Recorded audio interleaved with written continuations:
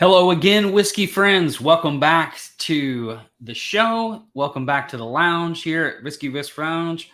My name is Kelsey. Today we're going to be hitting something out of Alabama. You said Alabama? Yeah, Alabama whiskey. Dettling.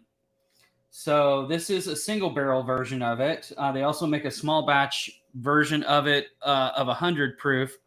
Now this particular one is 114, aged for just a little over 5 years. Now, the interesting thing about their particular mash bill is that they not only use corn, but they also used roasted wheat malt, oats roasted wheat malt, roasted rye malt, and roasted barley malt.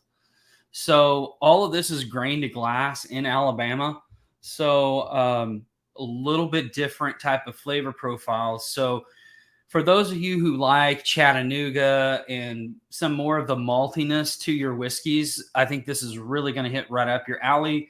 For some of you that like dark chocolate notes and coconut, which is strange, and I'll get into that in a little bit, this is a really, really interesting profile. And for those that are willing to venture outside the traditional bourbon realm a little bit, I think this can be something that is really, really interesting, especially the single barrel cask strength version that I'm tasting.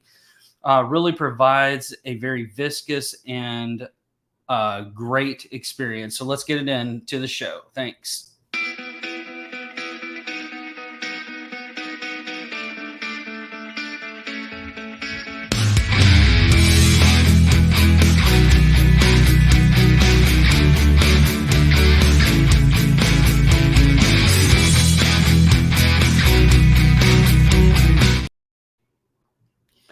Welcome back, everybody. Good to have you back here with us. So today I've already kind of told you what we're doing. So we're going to jump right into this tasting. Cheers to everybody. Let's hit the nose, the palate, and the finish, and let's see how this thing comes out. Cheers to you. So right off of the bat, man, the first thing that I get is this really deep brown sugar, almost molasses-like note that comes across on these. And then you get the sweet corn notes, and then the maltiness of the rye and the oats.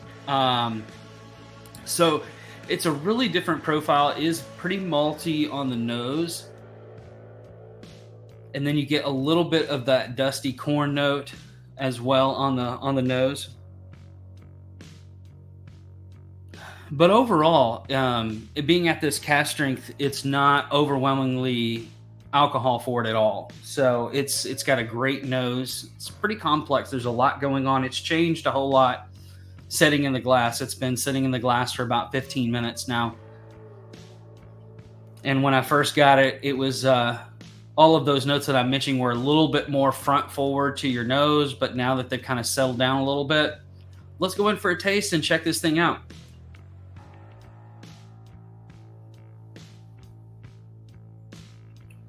Oh, man. So like I said, this is a dark chocolate, like a baker's chocolate with sweet brown sugar out front. And then it finishes with a very, very odd note. It finishes with a toasted coconut finish for me on the back of the mid and back palate.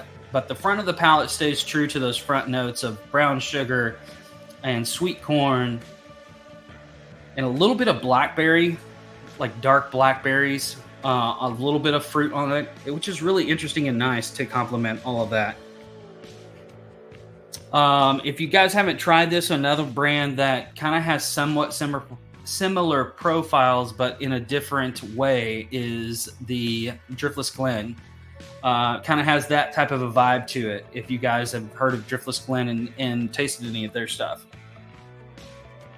So again, this is a little over 5 years old, 114 proof. It's a 4-grain mash bill, and just a really interesting take on what we consider bourbon profile. So let's get into the mid palate.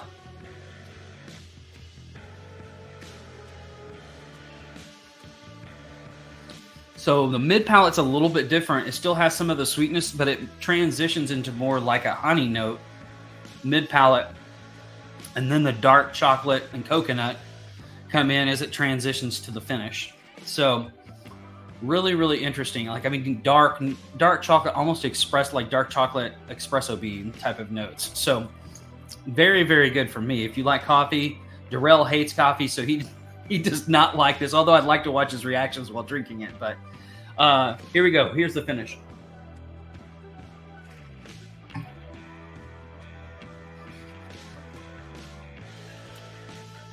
I will say it drinks under its proof point. Like, I would say maybe 105, 106, 107. So it's really easy and approachable to drink. But on the finish, all of those dark notes, the blackberries, more of that dark chocolate. And the finish for the coconut, you have to wait for about a minute. But it hits you as it's starting to dry, and then it doesn't get dry, it goes coconut. It's really strange, but it's really, really cool experience. So guys, this is a new brand that you need to keep a watch out for. Again, this is the Dettling brand out of Alabama. I don't know if you guys can get it where you're at, but that's what it looks like. So you'll see made in small batches right there, and then the single barrel cask strength will be right there. So it's aged 62 months, which is just a little over 5 years old. It'll be interesting to see how this progresses, if it gets better or if more of those notes take over on the chocolate side of things as it ages longer. So, which is possible. But guys, thanks so much for tuning in. Thanks for hanging out with me. Thanks for all of the support, you guys, man. We can't do what we do and love what we do without all of you generous patrons out there. And so we appreciate you. And make sure you guys go check out the new merch on livewirewhiskey.com. There's a couple of t-shirts, there's Glenn's, stuff up there for you guys that I think you'll really enjoy. So until next time, we'll see you later. Thanks, guys. Have a great, great day.